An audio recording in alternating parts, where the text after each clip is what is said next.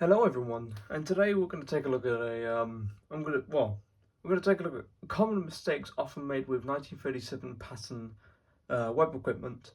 Of course, some people make these mistakes without knowing actually how to properly assemble it, or it either comes like that when they purchase it. So what we're about to do is we're about to go through each different component and show the how sometimes people make mistakes and how to correct it.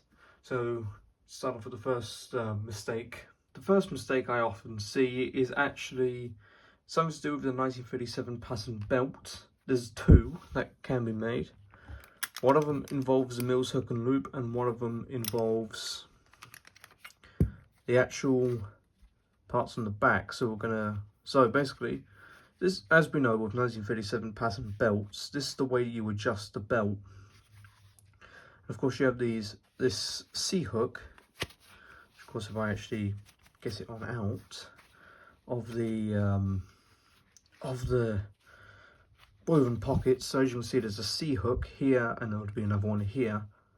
Typically, when people adjust it, they don't typically put it inside these woven pockets, as seen what I'm doing now. Of course, this can be a little bit of a pain. I am currently using a 1950s belt, which I don't think was used all that too often. I'm going to take this off camera just so I can work with it a bit more. It's a bit hard actually trying to look over the blinking camera. So you need to get the C-hook inside the woven loop like that, and of course it's pretty secure. Now the other mistake I often see is actually something to do with the Mills hook and loop buckle, which is this buckle which was patented off 1919 pattern. And as you can see with this side, you have two gaps, and typically, and as you can see with this, you have this style of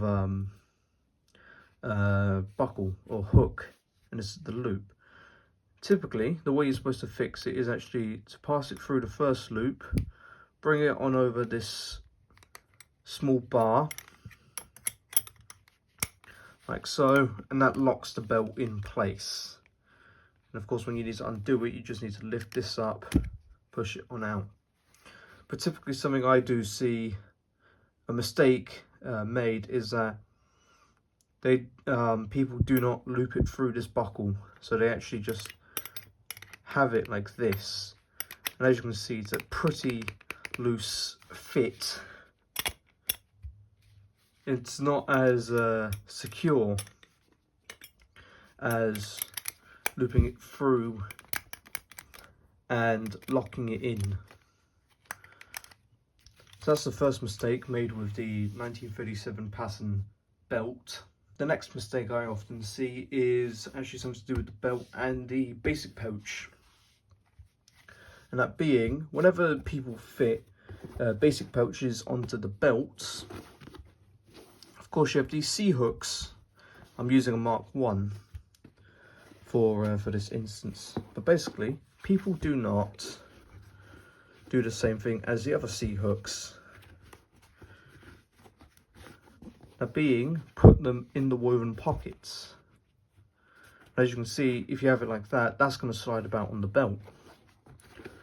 The proper way that it's supposed to secure a basic pouch, a cartridge carrier, whatever, to a belt is actually to put it inside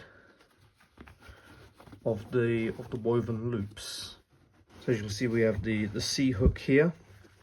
These are the woven loops that I'm on about. So you just have to kind of dig the C-hook inside the opening, push it through, the rinse and repeat on the other side.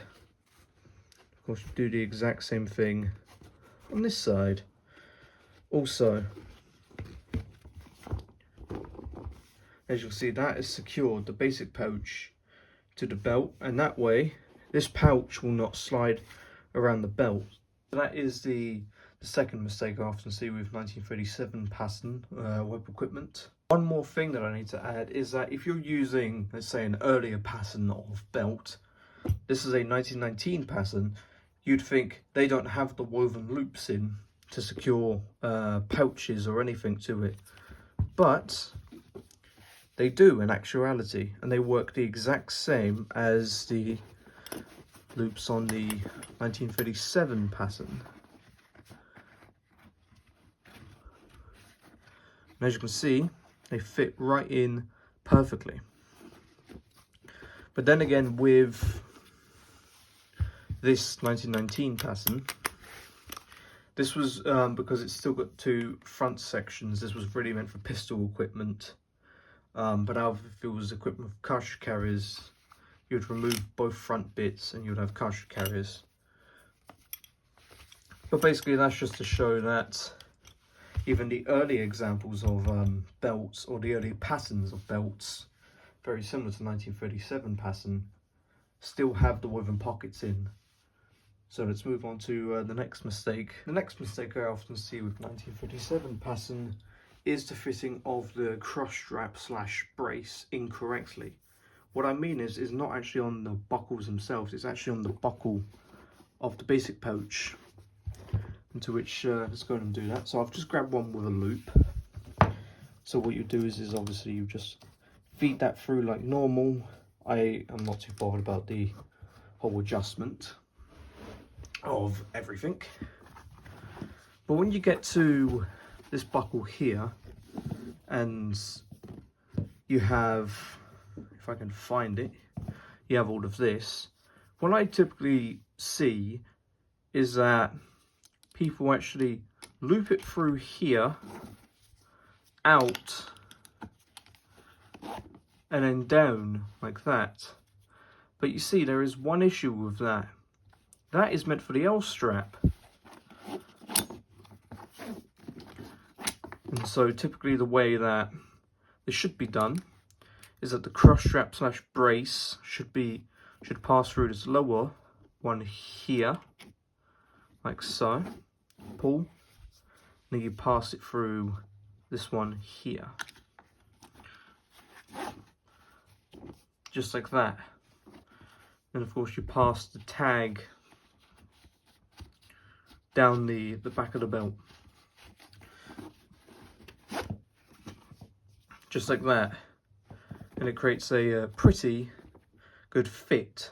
So now if we go back to this, another issue I've just occurred with is, unlike if you buckle it through here, you can actually just pull like so, and it adjusts very quickly, which is not the best part really, as you would really need that to be nice and secure, especially because you do not want that moving about during combat. But another part that I need to mention is an L strap. But basically you need a lot of clearance in here. As you can see, yes, it would clip on, but it's even more of a pain because you're fighting against the strap as well.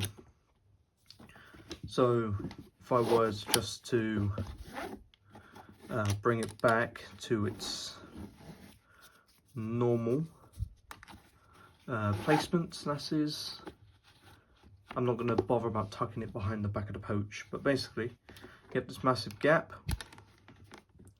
As you can see, that sticks on quite nicely. Of course, if you had the small pack on your back, then that would counteract the weight in the front. So that is another mistake I often see with 1937 pattern webbing. Another mistake I often see with 1937 pattern is the fact is that when you're doing officers' equipment, is that we do not see the brace actually being secured properly to the brace attachment. And so the way we do that, so I've just got a binoculars case and a compass pocket. Of course, you'll take the brace attachment, put it through here, and then you grab your brace or cross strap. Then what you do is of course just the exact same as the basic pouch. You feed it through here, bring it through, push, pull, like that. That creates a pretty secure fit. To which what you do is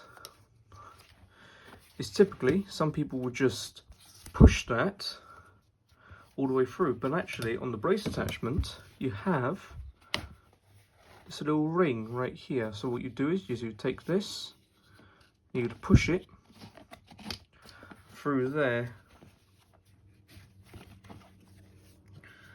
and of course you can in fact, you can in fact push it behind here.